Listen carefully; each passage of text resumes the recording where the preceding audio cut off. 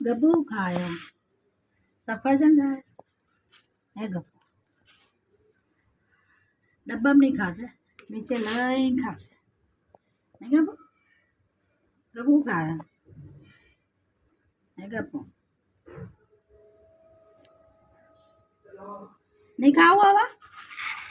લો હવે નહીં ખાવું ખાઈ લીધું સફરજન હા હા પણ શું થયું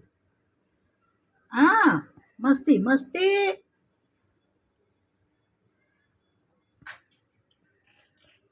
અહીંયા તો હા